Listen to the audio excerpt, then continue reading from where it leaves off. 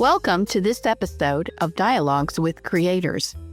As an author in a local context, I talk to many people who want to, or I should say think they might want to, write a book. Often, what they'd like to write is the story of their lives, or what they call a memoir. They sometimes ask me for advice. For this reason and a few others, I was excited to know that Margaret Roblyer was going to speak at the Chattanooga Writers Guild in January on the subject of memoir. I was not disappointed and learned so much about that genre at the meeting. Therefore, I am thrilled that Margaret Roblyer is my first guest of 2026 on Dialogues with Creators. Stay tuned and learn about her soon-to-be released memoir, Strong Glass, as well as how to begin crafting your own memoir and appreciate memoir writing in general. Dr. Margaret Roblyer, welcome to the podcast and thank you for meeting with us. Thrilled to be on Dialogues with Creators to talk about my favorite topic, memoir. Great. Well, you're definitely an expert on it, as I learned at the Chattanooga Writers Guild meeting. And it's a little plug for the Writers Guild for any of you who live around here in the Chattanooga area. I'd like to introduce Dr. Roblyer more formally, and this will inform our conversation. Dr. Margaret Roblyer, who goes by Peggy, and that's what I'll be calling her from now on, is a retired professor of educational technology, which I just want to add here, I would probably like to have another whole interview with her on that subject because it was important to me when I was a professor. I'm especially interested in the AI end of things.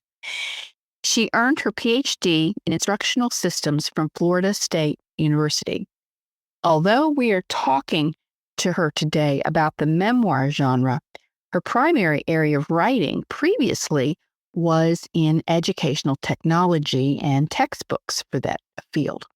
She authored a dozen Pearson education textbooks, and let me add again, I've written a couple of textbooks, and it's a huge undertaking. This includes the book Integrating Educational Technology into Teaching, which introduced a novel approach to the discipline in 1996 and became its best-selling text.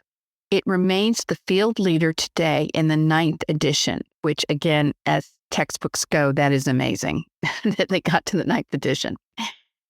Strong Glass is her first non-academic book.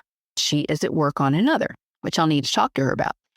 Some of her nonfiction pieces have been published by Orange Blossom Books, Trashlight Press, Bright Flash Literary Review, and other online publications. And 2 are Chattanooga Writers Guild contest winners. Dr. Roblyer lives in Chattanooga, Tennessee with her husband, Bill. Just in case, is there anything you'd like to add to that, Peggy? Oh, that's enough. Okay. I had a question about, how you got from Maryland, which was your, which we'll get into, I guess, from Maryland to Florida State, and you write about that in the book. So that's interesting how we get from one place to another. I went to graduate school in Ohio, and I'm from Maryland, and I live here, so I understand. And just to say also, I'm also from Maryland, and so it's nice to meet another Marylander. I don't meet very many of them down here. And why do you think that your textbook has been so successful over the years? There's no mystery to it, really.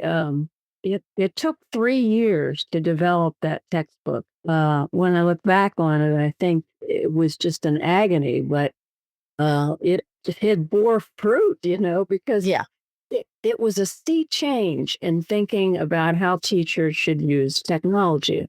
Before that book, whenever you taught teachers how to use technology in the classroom, it was all about how to use word processing, how to do it, how to learn Excel spreadsheets. And it usually was for record keeping, or lesson plans and stuff like that. But what I came up with was that they should be integrating it into their teaching, into the way they put across their subject matter. Right.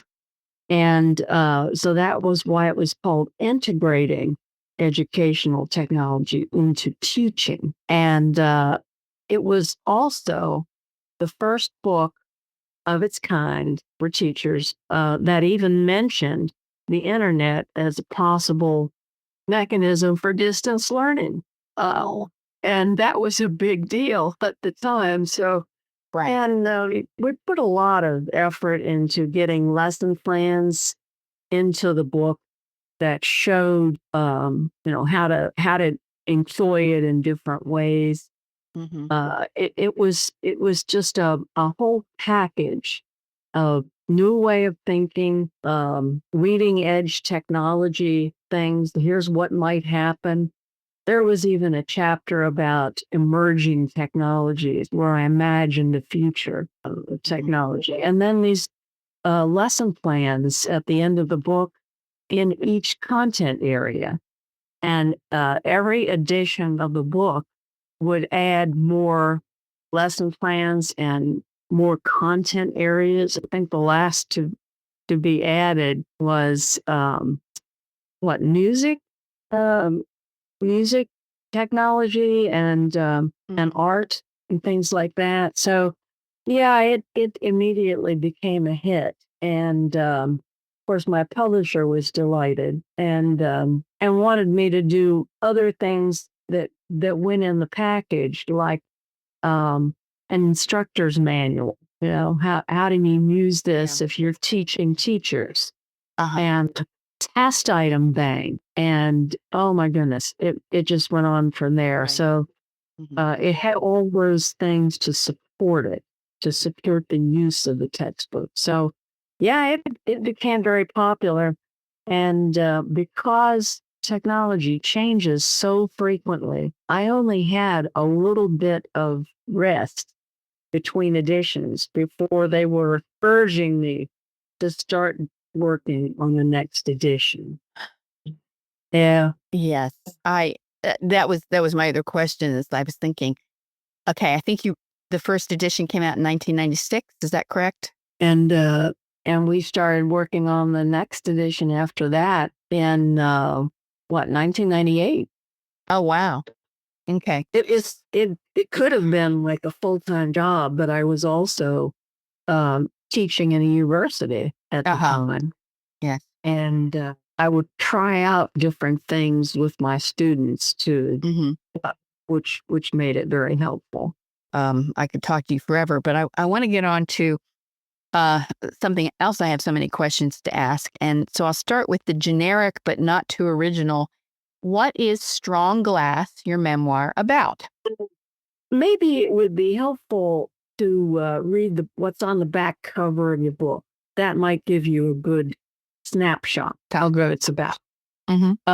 And it says, the fragile shell holding together Peggy's successful yet troubled life shatters when her husband announces he is leaving. Suddenly aware she is repeating toxic behaviors she saw modeled long ago, Peggy turns to reckon with the dark mirror of the dysfunctional family she'd fled. Strong Glass takes readers on her journey into memory as she pieces together her lineage and its legacy. Her 1950s childhood comes alive on the page, interwoven with travels through her parents' formative years during the Great Depression and World War II. The intergenerational family business, specializing in stained glass creation and mirror restoration in the rural Western Maryland village of Crescenttown, forms the backdrop. So there's more about it there on the back cover, but I think that should give you an idea of what it's about. Yes. Okay. I'm of the same generation, so yeah, I think we all live in the shadow of the Depression still. Our generation. We didn't live through it, but our parents were so influenced by it in different ways, whether they overreacted to it or just it made them frugal or it made them the opposite way or whatever.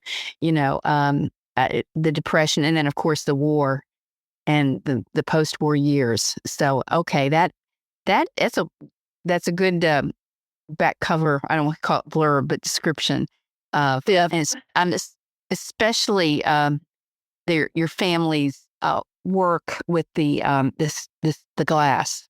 That was an interesting. I'm sure that's interesting because stained glass is a very involved process, from what I understand.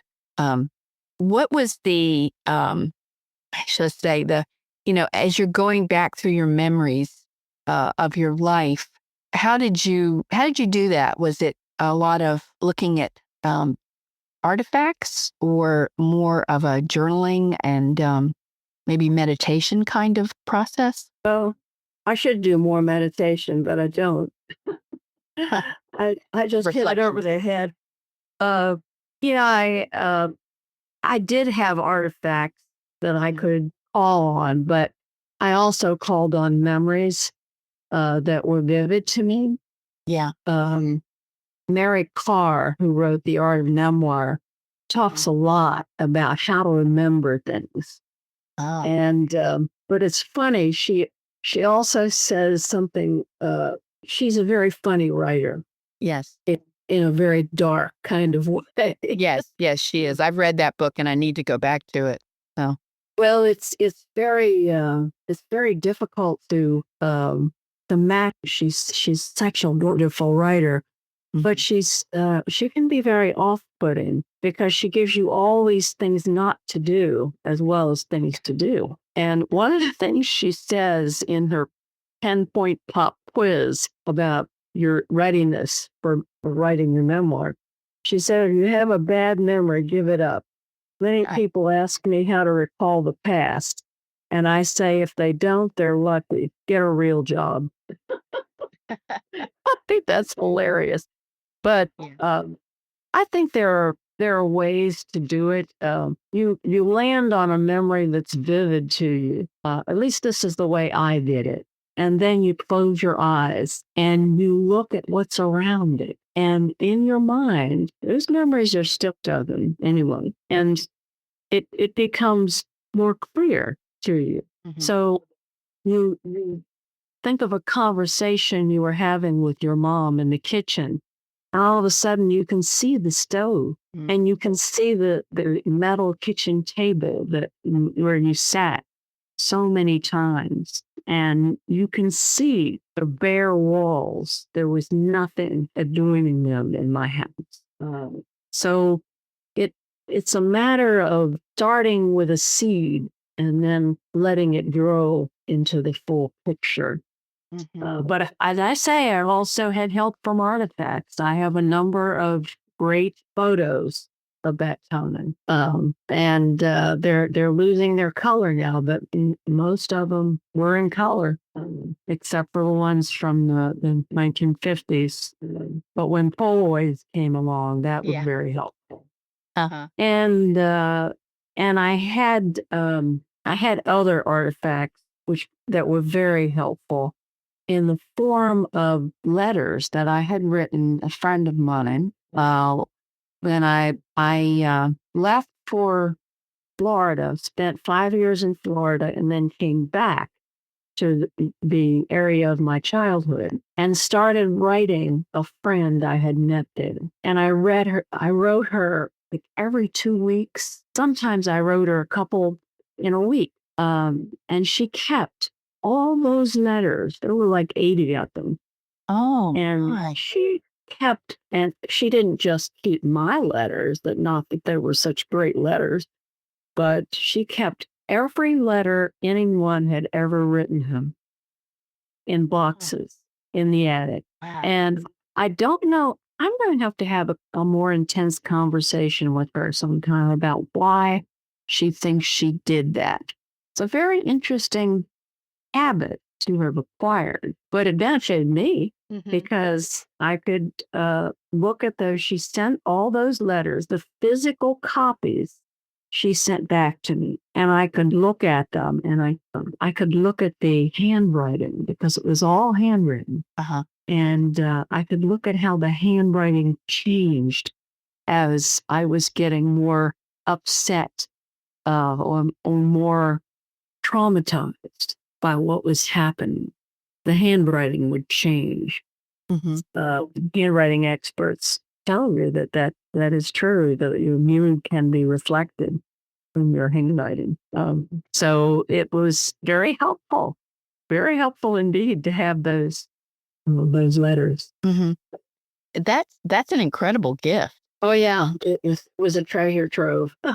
to have that, and because it's it, well, because a lot of I journaled since the mid-70s, but a journal is just written to yourself, but in this you're writing to someone else, so it's going to be a different kind of document, totally, than a journal. Um, so that's amazing that she did that. Yeah, I mean, people in the 100, 200 years ago did that, but or they did it, they kept them and then they burned them, like they did Jane Austen. They tried to burn all of her letters. Um, but that's amazing. So obviously you have a lot to say about how the memoir process goes, and so I want to get into that. So how did you find your publisher, Apprentice House? Apprentice House Press is the full name, is a Maryland publisher. And I was looking especially for Maryland publishers. Uh, Also, I had a book coach who helped me unlearn all the bad habits that I had learned as a textbook, oh, because it's a completely different kind of writing. yes. It helps if you can do clear sentences and grammar and spelling and stuff like that, Mhm. but and usage. But you have to unlearn all that to do memoir, because memoir is more personal, it's a more vivid kind of writing. And so she told me that my book was likely to find a home at a university press. Oh, Because she had written one. She had written a memoir about her father, called "Starting with Goodbye," and it was a memoir about the father she never knew. She didn't really know him that well at all, and so she said that her book found a home at the University of Nevada Press because some of it took place in Nevada. And I thought, well, my book is a Maryland book. It takes place in Maryland. So I looked for publishing companies that were university presses and other small publishing companies. And they were based in Maryland. Now, I did get an offer immediately from a small press in Maryland, but it turned out to be kind of a vanity press. yeah. Hmm. A vanity press, and your listeners probably already know, is where you actually pay to have it done.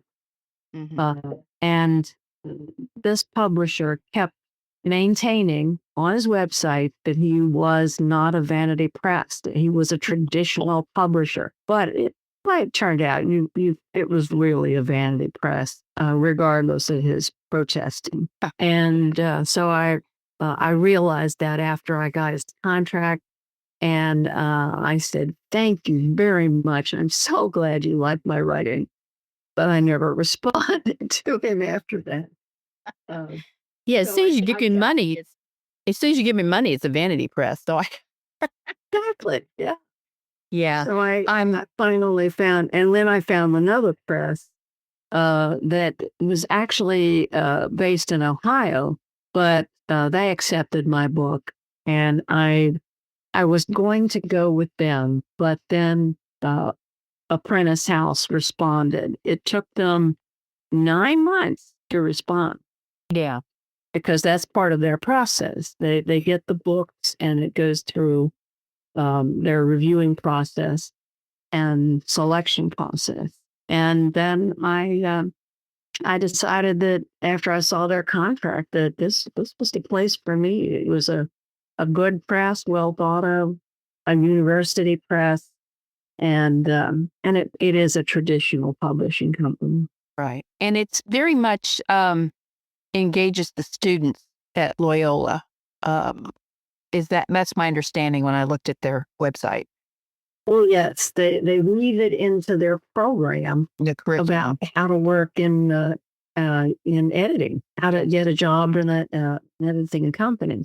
Mhm. The first editors who worked with me on this, just a wonderful, wonderful editor, because she was very strict, very intensive as to what she wanted to see, but she was also willing to work with me and talk with me about what I wanted to see. But she hopes to be an editor in a press like Random House, Yeah. and I wish her well because she has a lot of good skills and a lot of good attitudes to bring to it. Right.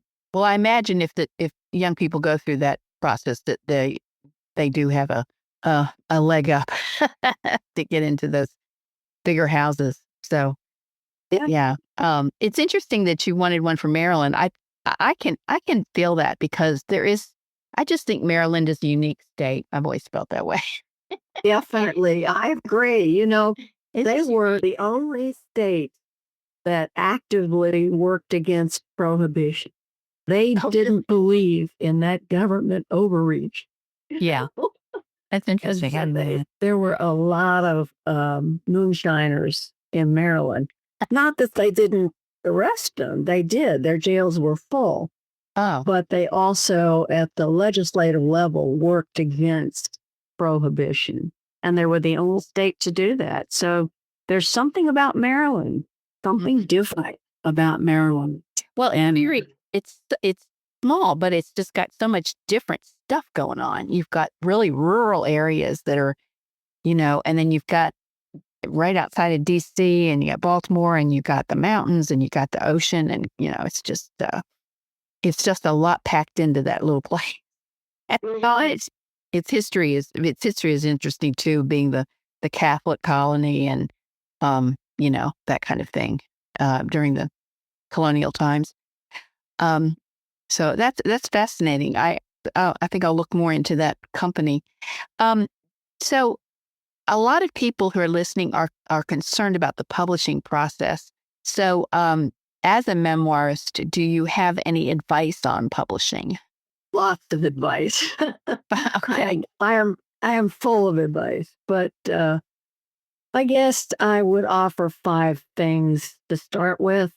Mhm. I've got a whole presentation, as you know. It's Yeah. like a 35-minute presentation that I give for free um, in places that want to have me come and talk about it because it's a good way to also promote my own book, Strong Glass. But the pieces of advice I would offer are first, know that memoir is a field of study as well as a writing process. There's lots to learn about memoir. So while you're writing your memoir, become a student in memoir. Mm. Learn everything you can about how to develop it, how to write it. I would say the best way to start doing that um, is first read every memoir you can get your hands on of the kind you're writing. If yours is a travel memoir, read all the good travel memoirs you can.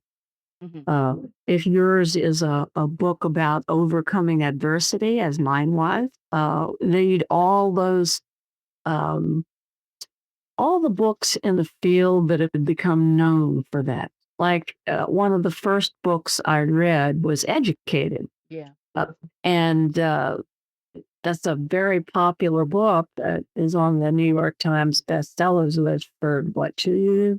Mhm. And so I read that and I got a lot of ideas. Every time I read another memoir, I would get more ideas about how to frame or reframe my own. Oh, so also read and memoir, what I call memoir how to books, like the one by Mary Carr. Don't be put off by all her caveats, but read that one, read Mary Roche's, read all of them if you can, to prepare yourself for writing your memoir well. The second thing is to identify publishers that welcome memoir. Not all publishers do. And when you do submit your work to them, follow their guidelines. That's the thing that people Yep, yep. omit. When they're when they're writing proposals. You have to follow the guidelines specifically. If they're a book or if they're a publisher that is all about horror or flash fiction, don't submit your memoir. It doesn't matter if they're in the state and you want your publisher to do. So look for companies that welcome memoir and follow their requirements. If they want the first 3 chapters, don't send them just a pitch, or don't send them the whole manuscript, just the first 3 chapters, and so on. The next thing I would advise is be prepared to write and rewrite. Writing is difficult. Writing is one of the hardest things you can do. Yeah. It's harder than raising children. And that's pretty hard. It's harder than a lot of things I can think about, because you have to reach down deep inside yourself and then put it into your hand, to type or write, and bring it out and put it on the page. And after you do that, you don't want to rewrite it. It was enough difficulty to get it out there in the first place. But you have to rewrite.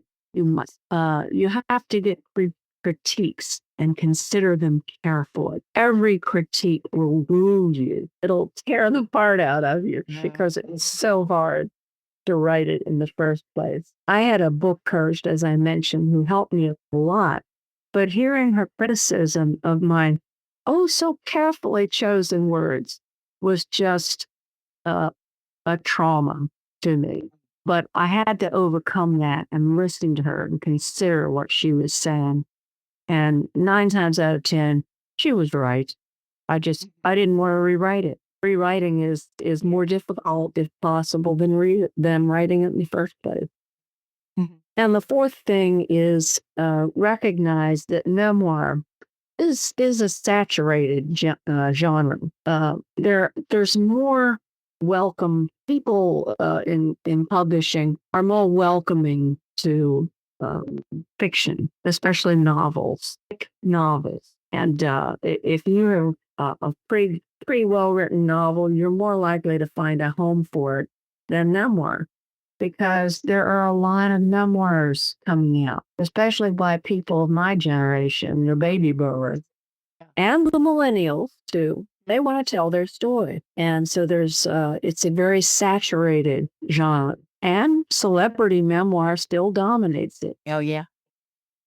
So you have to be prepared, if you want to publish, to get rejected. If you get rejected by 5 places and you give up, well, that's on you, because you have to be rejected again and again and again until your memoir finds a home, and it will. And finally, if you can't find a traditional publisher, you've been rejected so much and you just, you're tired of bleeding, there's always hybrid publishing, where you pay them, and there are lots of good hybrid publishers out there.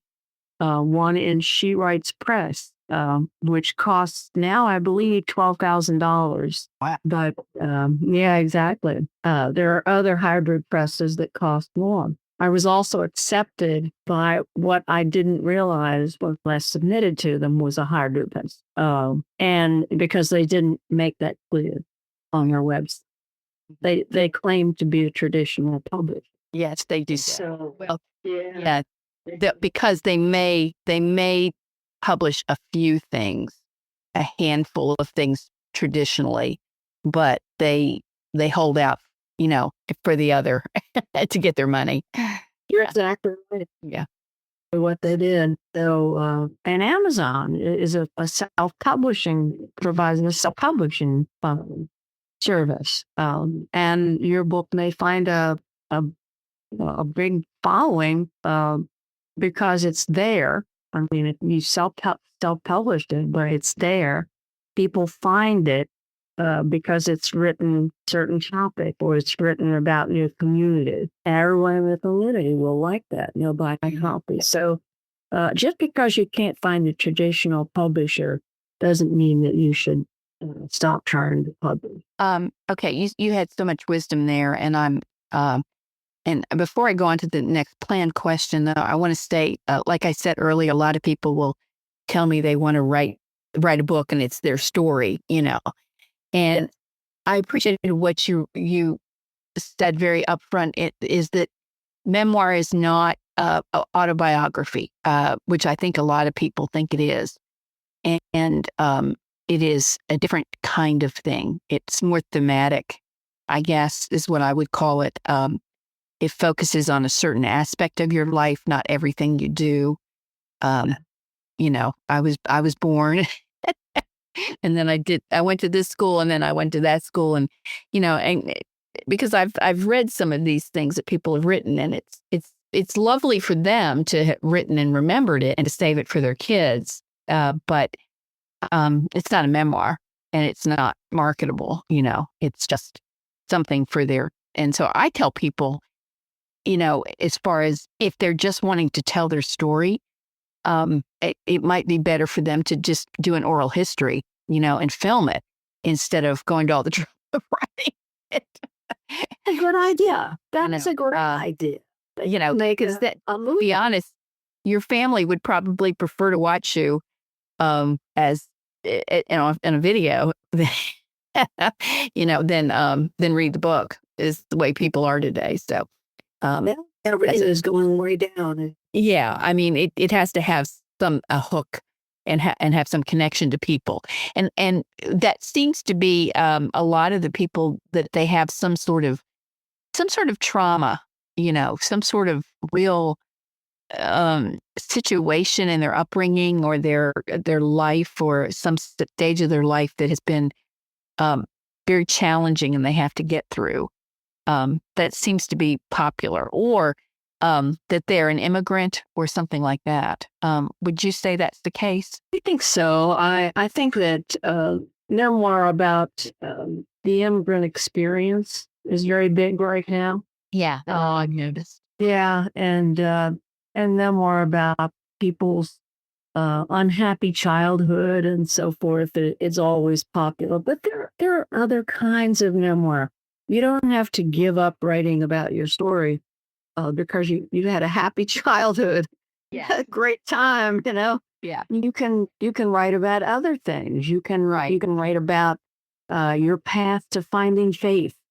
Mm-hmm. That's another very big subgenre of memoir right now. People want to read about how you came to Buddhism or how you came to Christianity Mm-hmm. or why you decided to become a Methodist as opposed to an Episcopalian or something like that. They're lovely memoirs about happy things. Yeah, and I'm glad you said that, because I was wondering, well, do memoirs have to be dark? And I thought, well, no, they could be very reflective and funny, and in a positive way, and life lessons, and it's nostalgic kind of things. They don't have to be, my life was terrible and now you have to read about it kind of stuff. Yeah.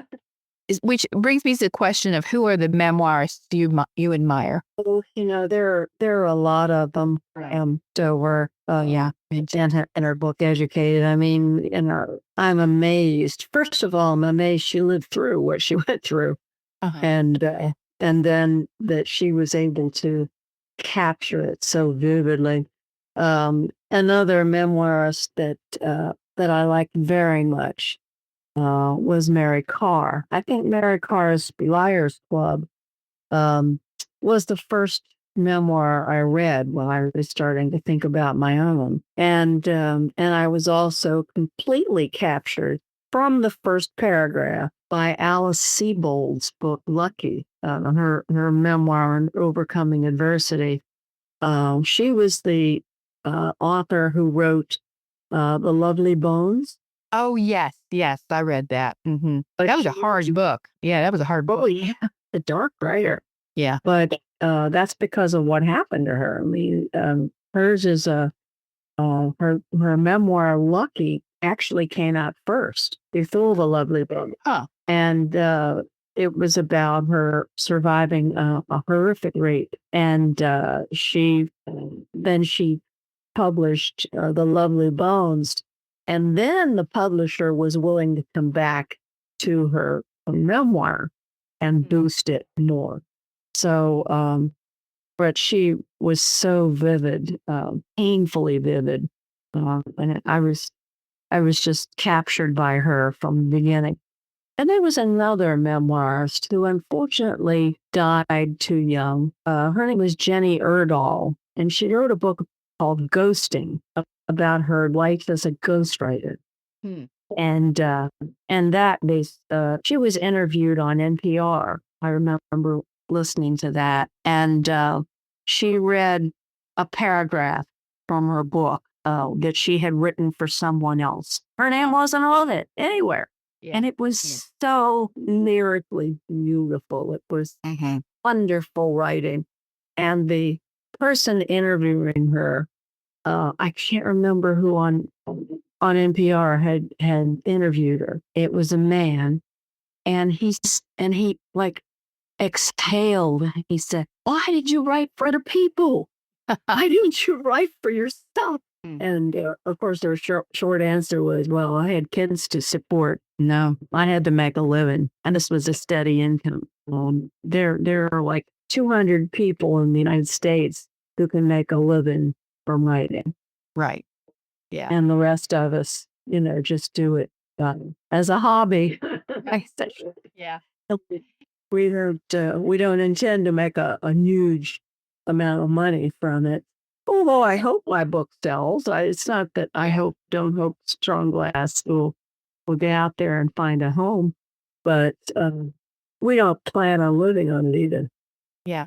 And it's funny because I run into people and they think I'm going to be a writer, and even it's like they think they're going to make a lot of money at it, and I'm like, no, you're getting unless you are one in a million. No, you're not going to start making money just because you wrote a book. I don't know where you get that idea. Um, And yet there was, Tara Westover. Yeah. She was an unknown. That happened. Yeah. And she made so much money from that book, and it's still pouring in. So if you think you can make a living writing, you have to make a beginning. But you have to follow those rule guidelines that I mentioned before.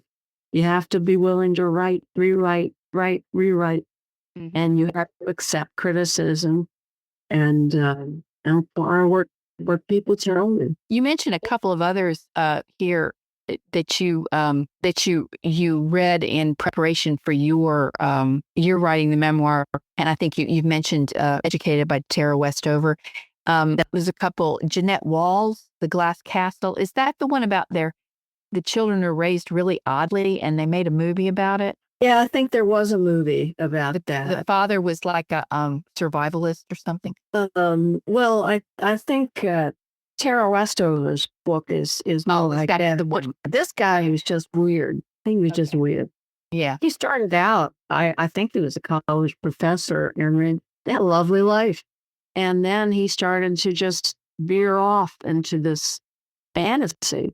He thought he could create a glass castle that they could live in. Oh. And it became kind of a metaphor for the whole book. They were all living inside his fantasy, and how she overcame this and got out of that, and her mom was part of that fantasy world. Uh-huh. So that was a wonderful book that helped me think about my own. Because these are all books about overcoming adversity. Right. They're not books merely about growing up. So I think of The Liars Club as more about her growing up too. It doesn't say how she really overcame that. There were other books that she wrote, other memoirs that she wrote later that were more about that. Mary Carr wrote Lit and Cherry. But Liars Club was a coming of age story.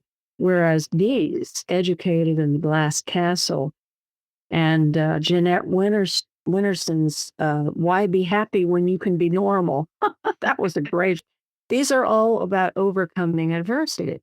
Hilary Mantel's Giving Up the Ghost, Alice Sebold's Lucky. Now they're all about what they went through and how they overcame it. To move on and get past it happily. Yeah. So I'm going to borrow or steal a question from another podcaster, Jonathan Rogers, who is out of Nashville. And he asks, who are the writers who make you want to write? He always asks that. This sounds funny because these are not book writers. I mean, they have written books, but how I came to meet them was in the pages of the New Yorker. Wow. Those are the ones that make me clasp the magazine to my chest and just say, how could people write so well? How did they learn to do this? And it made me want to emulate them. Sam Knight, Margaret Talbot, and especially Jo Lepore. She just brings things to life. And I don't know whether I'll live long enough to be the authors like as they are, but I'm going to give it my best shot. I'm writing another book right now, and I want it to be even better than Strong Glass. And I'm going to apply what I learned from these authors and Mary Barr and all the other memoirs that I've read. So what is your next book about? You're not willing to talk about that? Oh, I'd love to talk about it. I'm just not going to share the title because it's a killer title. It's a great title. But it's about all the medical adventures I've been through in my life. And it gives not only what I went through, but what I learned from and what people can apply. Okay. Yeah. I'm not sure exactly what kind of subgenre you would call it. It's certainly a medical book, but it's also about overcoming adversity, I guess. About some rather dramatic times that I've had with doctors and with ailments, and then how other people can apply what I've learned in their own dealings with our medical system. I mean, we can complain about it all we want. We can complain about insurance. We can complain about doctors. We can complain about hospitals, but we are forced to deal with it. And that's what I'm writing about. That's the theme. You're doing in your own life to prepare for dealing with what we have to do. Well, yeah, when you were talking about things that we complain about, it's Medicare. I have not enjoyed Medicare at all. I hate Medicare. Medicare is, what we've got. That's what we got. You're older, and I at first had an Advantage plan, which I quickly recognized. My doctor actually put me in touch with the fact that you can't get a policy for what you got right now. You might be healthy right now, but tomorrow you might find out that you have some weird ailment that's going to cost millions of dollars to deal with. I had a friend who had that exact thing happen, and at the time she was working for the state of Texas, and they had a $1 million cap on coverage, but she grandfathered in from an older policy, and she was able to get the treatment she needed for her leukemia. So you don't get that plan, that supplement or the plan for what you got right now. You get it for what you put. That's what my doctor put me in touch here. Yeah. There's just so much to know. It's overwhelming. I actually put off retiring because I didn't want to deal with it. I can't blame you. Yeah. Not blame you. So, plus, the longer I worked, the more retirement money I got. So that was part of it. But I really didn't want to go on Medicare. So, So in your spare time, what do you do? Spare time. Ha ha ha ha. Yeah. I have very little spare time. In fact, I have to make time to just go off and get away from what I'm doing and enjoy myself. But I love to write, and that's what I do in my spare time. Right, I write anything that people ask me to write. I might write a review. I'm reading one of my a friend's memoir that is coming out from Apprentice House this year, and I'm reading hers, and I will write a review and post it on Goodreads because she gave me the advanced review copy, which is now out. And I should say that my own glass and hers is available now, right now, for pre-order. Even though it won't be fulfilled until June, it is on Amazon, Barnes and Noble, Ingram Spark. Bookshop.org, anywhere else books are sold. It's there now. What else do? I love to cross stitch and other fiber prints. Yes. I have so much fabric sitting up there in my sewing room. And I'm embarrassed. I'm ashamed of how much fabric. I'm there. I hear you. My husband takes me. I'm sorry. Go ahead. I got some beautiful fabric that I was like, what am I going to do with this? Let's get serious. Yeah. But maybe at some point, I will have more time after the next book gets done. Well, we also like to travel. This year is our 50th anniversary. Ah, congratulations. Thank you. Wow. And people ask me, well, what's the secret for having a marriage that has lasted so long? And I say, well, you got to live that long. Yeah. That's the secret right there.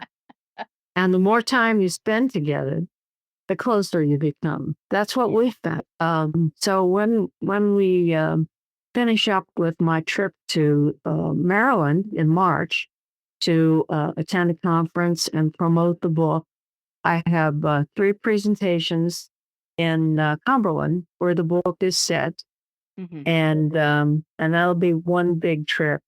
There'll be other small trips to promote the book.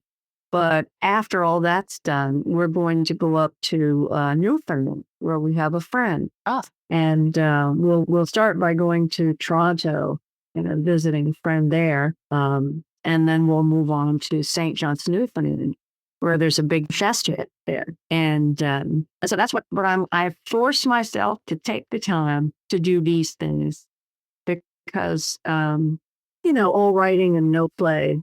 That's a dull writer. Yeah. So I guess you're planning on having some big book launches in June, you say? Yes, June 19th. Okay. Do you have a website or where these things are going to be posted, or how could somebody know about these things? Yes, I do have a website. It's mdroblyer.com. Roblyer is a hard name to spell. So if you will permit me, I'll spell it for listeners. It's MDROBLYER. Yeah. .com. MDRoblyer.com. And there'll be some announcements. I'm updating my website, so it might come down for a little bit. But my next door neighbor is also a website and graphic arts creator, and he's working with me on revamping my website. But it will be held at the Association for Visual Arts, which we call AVA, at 30 Fraser Avenue, right down in Chattanooga, Tennessee. And everybody who's listening is invited. We'll have wine. We'll have good things to eat. I'm going to bake. Okay. And get enough cookies, and then we'll have a little bit of catering as well. And we're planning on just having a good time. I say read because another author in the same cohort with Apprentice House Press is on Signal Mountain, which is right outside Chattanooga. And she and I are holding a joint launch. How cool. It's cool. Okay. So we're planning on having a big party. Okay. And and it'll help promote Ava as well. Yeah. Okay. I'll have to find out what her name is. Maybe I need to interview her too. Oh, yeah, yeah. Linda Gamble is her name. Linda Gamble? Yeah, Gambill. Okay. Bill. Okay. Well, I want to thank you, Peggy, Dr. Peggy Roblyer, for meeting with me on Dialogues with Creators. I appreciate your time and your wisdom. I have gotten so much out of this, and I know who listens to it will, and will need to listen to it and over again too. I would say also, yes, go. I will put your information, your website link in the show notes so that people can connect that. Okay. Let me just tell your listeners, don't let anybody stop you from writing your story. Mm-hmm. If you want to write your story, do it. And you might have to be happy with a lesser version than what you would like. Everybody is doing that. Everybody who writes that, I wish I could have written it better. I just don't want people to be put off by all the negatives around writing men. Mm-hmm. And so before we leave, Peggy's going to read some of her book to us. This is a reading about getting into your own voice, about standing up for yourself, about finding your voice so that you can speak. You won't be silent when things that you don't like happen. And it's called Battle Over the Bulge.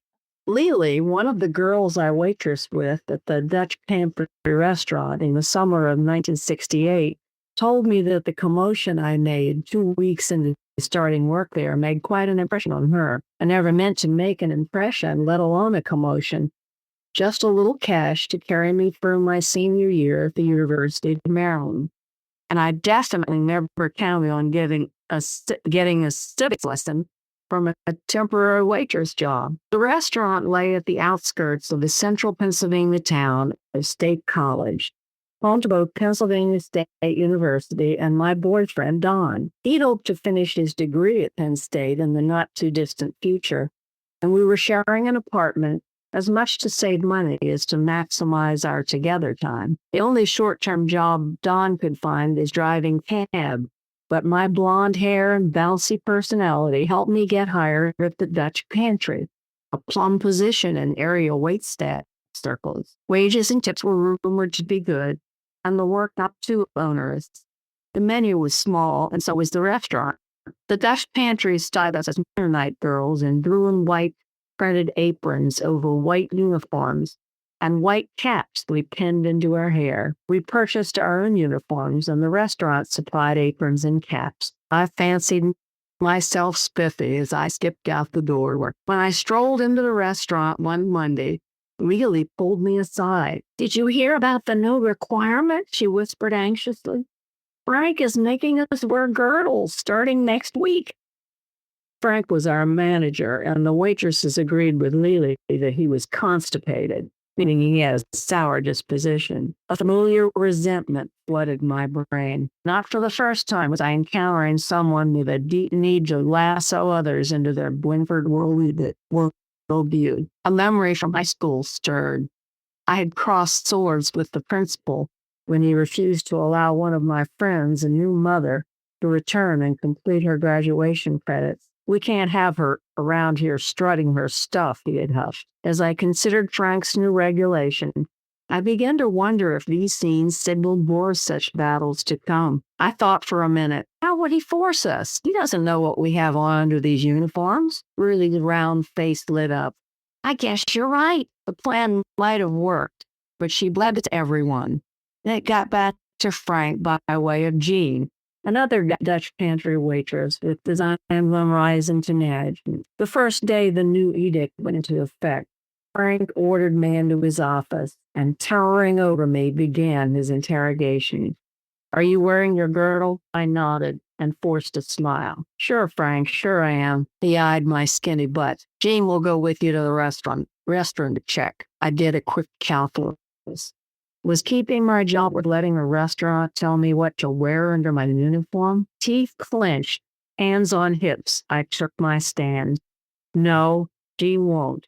My underwear is my own business, not hers, and certainly not yours. Get a girdle on or you're fired, he barked, sticking a finger in my flushed face. Forget it, Frank. I quit. Other waitresses had gathered to watch the scene, and mouths flew open as I ripped off my blue patterned apron and threw it at Frank's feet.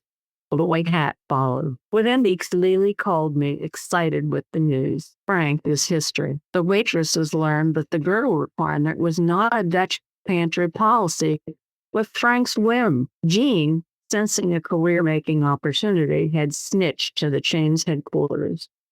The company was offering a pleased up to us payment to anyone who had been forced to quit over Frank's girdle requirement. Marinefall was welcome, but I felt that I had also been gifted something more valuable, a seminar on the rights of individuals in a free society. Later that summer, the whole country got a course on the same topic at the Democratic National Convention in Chicago.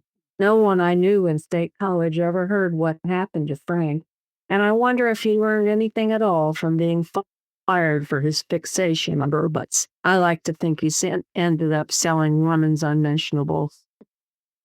And that's about a little bit of both. Oh, that's funny. That's a very interesting section. So, folks, now you know what to look forward to, and I hope that you will go ahead and get the pre-order for Strong Glass by Margaret Roblyer and read it, and I certainly will. So I want to thank you for meeting with us, Peggy, and I appreciate your time and wisdom. It was such a pleasure to be with you. Thank you, Barbara.